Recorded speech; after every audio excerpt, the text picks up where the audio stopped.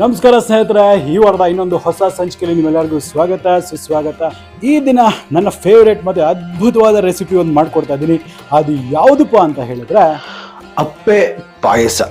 ಇದು ಅಪ್ಪಟ ಕನ್ನಡದ ಒಂದು ಸಾಂಪ್ರದಾಯಿಕ ಅಡುಗೆ. ಹಬ್ಬ ಹರಿದಿಗಳಲ್ಲಂತೂ ಶತಮಾನಗಳಿಂದ ಈ ಒಂದು ಅಪ್ಪೆ ಪಾಯಸನ ಮಾಡ್ಕೊಂಡು ಬರ್ತಾರೆ.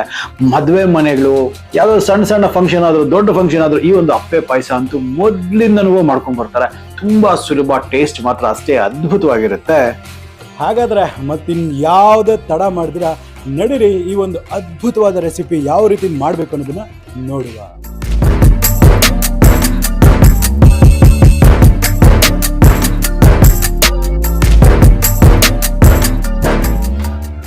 ನೋಡಿ ಸ್ನೇಹಿತರೆ, ಇದು ಮಾಡ್ಲಿಕ್ಕೆ ನಾನು ಮೊದಲು ಒಂದು ಬೌಲಲ್ಲಿ ಇಲ್ಲಿ 1 ಕಪ್ ಅಂದ್ರೆ ಸರಿ ಸುಮಾರು 220 ಗ್ರಾಮ್ ಅಷ್ಟು ಚಿರೋಟಿ ರವೆ, ಫೈನ್ ಆಗಿರ್ತಕ್ಕಂಥ ಚಿರೋಟಿ ರವೆನ 1 ಕಪ್ ಅನ್ನು ನಾನು ಹಾಕೊಳ್ತೇನೆ.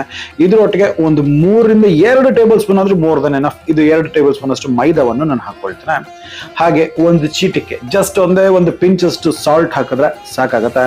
ಸೊ ಈಗ ಇದನ್ನ ಡ್ರೈ ಆಗಿ ನಾವು ಇದನ್ನ ಎಲ್ಲಾನು ಮಿಕ್ಸ್ ಮಾಡ್ಕೋಬೇಕಾಗತ್ತೆ ಹಿಟ್ಟನ್ನ.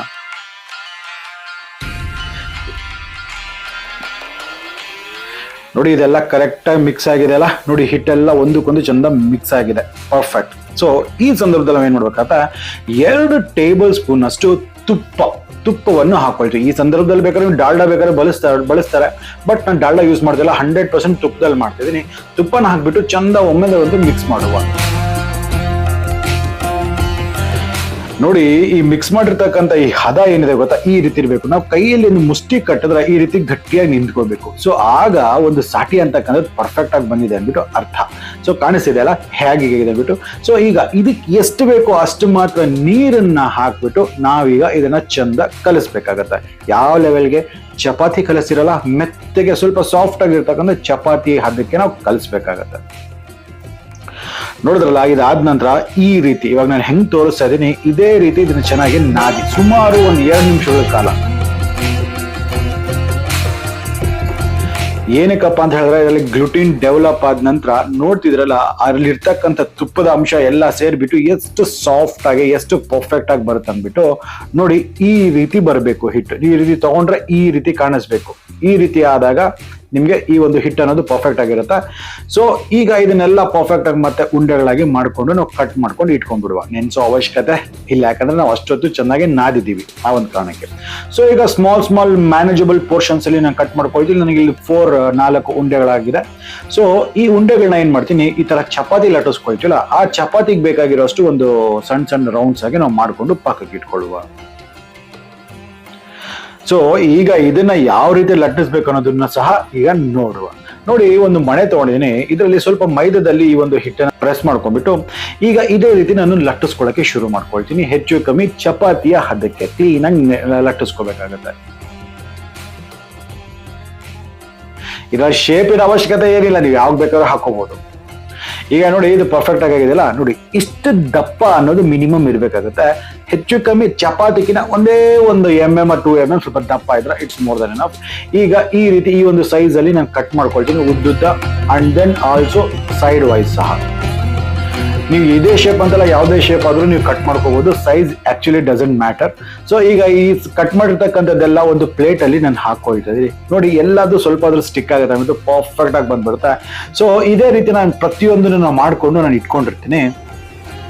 ಈಗ ನೋಡಿ ಎಣ್ಣೆ ಅಂತಕ್ಕಂಥದ್ದು ಬಿಸಿ ಆಗಿದೆ ಒಂದು ಬಾಣಲೆಯಲ್ಲಿ. ಸೊ ಎಣ್ಣೆ ಬಿಸಿ ಆದ ನಂತರ ಈ ಒಂದು ಅಪ್ಪೆಗಳನ್ನ ನಾವೇನ್ ಕಟ್ ಮಾಡಿದ್ವಲ್ಲ ಇದನ್ನೆಲ್ಲನೂ ಒಂದರಲ್ಲೇ ಹಾಕ್ಬಿಡಿ. ಯಾಕಂದ್ರೆ ಒಂದಕ್ಕೊಂದು ಮೆತ್ಕೊಳ್ಳೋ ಚಾನ್ಸ್ ಇಲ್ಲ, ಯಾಕಂದ್ರೆ ಅದ್ರಲ್ಲಿ ತುಪ್ಪ ಇರುತ್ತಲ್ಲ ಸಾಟಿ ಕೊಟ್ಟಿದ್ವಲ್ಲ, ಸೊ ಅದು ಒಂದಕ್ಕೊಂದು ಮೆತ್ಕೊಳಲ್ಲ. ಹಾಕಿದ ತಕ್ಷಣ ಈ ಅಪ್ಪಗಳೆಲ್ಲ ತೆಳುವಾಗಿರುತ್ತೆ, ಸೊ ಜಲ್ದಿ ಉಬ್ಬು ಬಿಟ್ಟು ಮೇಲೆ ಬರುತ್ತೆ.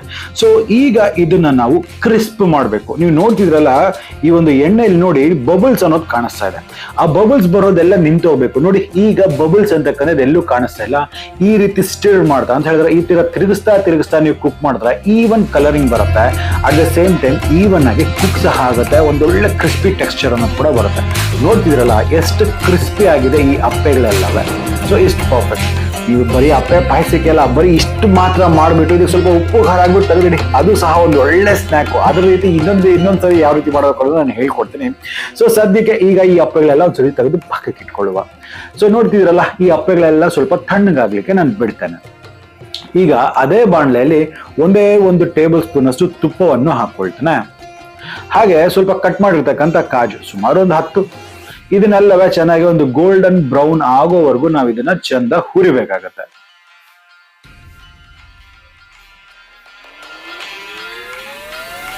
ನೋಡ್ತಿದ್ರಲ್ಲಪ್ಪ, ಈಗ ಇದು ಎಲ್ಲನೂ ಒಂದು ಗೋಲ್ಡನ್ ಬ್ರೌನ್ ಟರ್ನ್ ಆಗ್ತಾ ಇದೆ.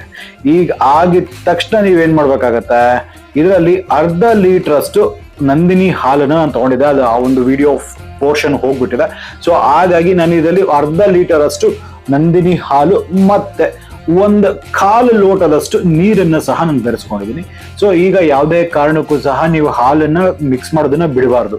ಸೊ ಇದಾದ ನಂತರ ನೀವು ಇದರಲ್ಲಿ 2 ಟೇಬಲ್ ಸ್ಪೂನ್ ಅಷ್ಟು ಬಾದಾಮಿ ಪೌಡರ್ ಬರುತ್ತಲ್ಲ, ನೀವು ಯಾವ್ದಾದ್ರು ಮನೇಲಿ ರೆಗ್ಯುಲರ್ ಇರ್ತಕ್ಕಂಥ ಬಾದಾಮಿ ಪೌಡರ್ ಇಲ್ಲ, ನಿಮ್ಮ ಹತ್ರ ಬಾದಾಮಿ ಪೌಡರ್ ಇಲ್ಲ ಅಂದ್ರೆ ಏಲಕ್ಕಿ ಪುಡಿ ಜೊತೆಯಲ್ಲಿ ನೀವು ಬೇಕಂತ ಹೇಳಿದ್ರೆ, ನಿಮ್ಮ ಹತ್ರ ಬಾದಾಮಿ ಪುಡಿ ಇಲ್ಲ ಅಂತ ಹೇಳತ್ತೆ, ಕಾಜು ಇರುತ್ತಲ್ಲ, ಕಾಜುನ ಸ್ವಲ್ಪ ಎಣ್ಣೆಗೆ ತುಪ್ಪದಲ್ಲಿ ಹುರಿತೀರಲ್ಲ, ಅದ್ರ ಅರ್ಧದಷ್ಟು ನೀವೇನ್ ಮಾಡ್ತೀರಾ, ಪೇಸ್ಟ್ ಮಾಡ್ಬಿಟ್ಟು ಹಾಕಿ ಅದು ಗಟ್ಟಿಯಾಗಿ ಬರೋಕ್ಕೂ ಶುರು ಆಗುತ್ತೆ. ನೋಡಿ, ಈಗ ಹಾಲು ಅಂತಕ್ಕಂಥದ್ದು ಚೆನ್ನಾಗಿ ಕುದೀತಾ ಇದೆ.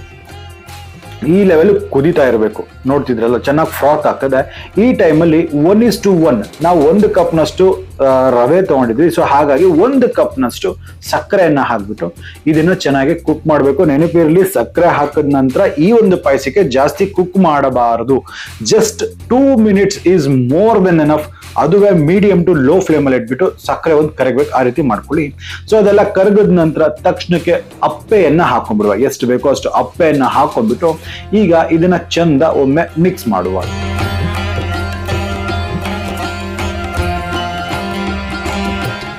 ನೋಡ್ತಿರಲ್ಲ, ಅಪ್ಪೆಗಳನ್ನ ಒಂದು 2 ನಿಮಿಷಗಳ ಕಾಲ ಈ ಹಾಲಲ್ಲಿ ನೆನೆಲಿಕ್ಕೆ ಬಿಟ್ಬಿಡಿ.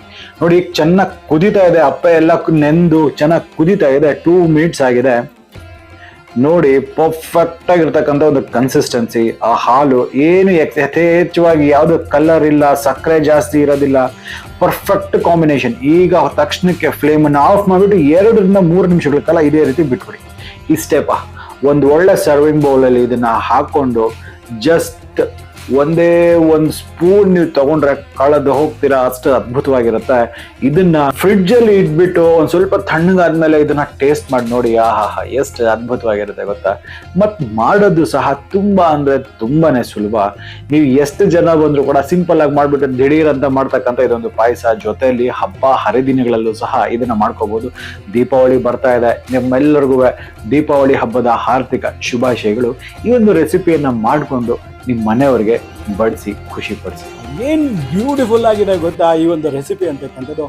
ಮಾಡೋದಂತೂ ತುಂಬ ಸುಲಭ. ನೋಡಿ, ಎಲ್ಲ ಪ್ರೋಸೆಸ್ನ ನಾನು ಸಿಂಪ್ಲಿಫೈ ಮಾಡಿ ಈ ಒಂದು ರೆಸಿಪಿನ ನಿಮ್ಗೆ ಹೇಳ್ಕೊಡ್ತೀನಿ. ಸ್ಟೆಪ್ ಬೈ ಸ್ಟೆಪ್ ಆ ಪ್ರೋಸೆಸ್ಸನ್ನು ಫಾಲೋ ಮಾಡಿ ಖಂಡಿತ ನಿಮಗೆ ಅದ್ಭುತವಾದ ರೆಸಿಪಿ ಅಂತಕ್ಕಂಥದ್ದು ಬಂದೇ ಬರುತ್ತೆ. ಹಾಗಾದರೆ ನಂಗೆ ಅನ್ಸುತ್ತೆ ನಿಮಗೆ ವಿಡಿಯೋ ಇಷ್ಟ ಆಗಿದೆ ಅಂದ್ಬಿಟ್ಟು. ಇಷ್ಟ ಆಗಿದೆ ನಮ್ಮ ಚಾನಲ್ನ ಸಬ್ಸ್ಕ್ರೈಬ್ ಮಾಡ್ಕೊಳ್ಳೋದನ್ನ ಮರಿಬೇಡಿ. ಹಾಗೆ ಪಕ್ಕದಲ್ಲಿ ಬೆಲ್ ಐಕಾನ್ ಟಚ್ ಮಾಡಿ ನೋಟಿಫಿಕೇಶನ್ ಆಲ್ ಮಾಡಿ. ಜೊತೆಯಲ್ಲಿ ಇನ್ಸ್ಟಾಗ್ರಾಮ್ ಮತ್ತು ಫೇಸ್ಬುಕ್ ಪೇಜಸ್ನ ಸಹ ಲೈಕ್ ಮಾಡಿ. ನನಗೆ ತುಂಬಾ ಒಂದು ಮೋಟಿವೇಶನ್ ಅಂತಕ್ಕಂಥದ್ದು ಸಿಗುತ್ತೆ. ಹಾಗಾದರೆ ಮತ್ತೆ ಈ ಥರದ್ದೇ ಒಂದು ಹೊಸ ವೈವಿಧ್ಯಮಯ ಅಡಿಗೆಗಳೊಂದಿಗೆ ಮುಂದೆ ಹಾಜರಿರ್ತೀನಿ. ಅಲ್ಲಿವರೆಗೂ ನಾನು ನಿಮ್ಮ ದೀಪಕ್ ಸೈನಿಂಗ್ ಆಫ್ ಅಂಡ್ ಜೈ ಹಿಂದ್, ಜೈ ಕರ್ನಾಟಕ, ನಮಸ್ಕಾರ.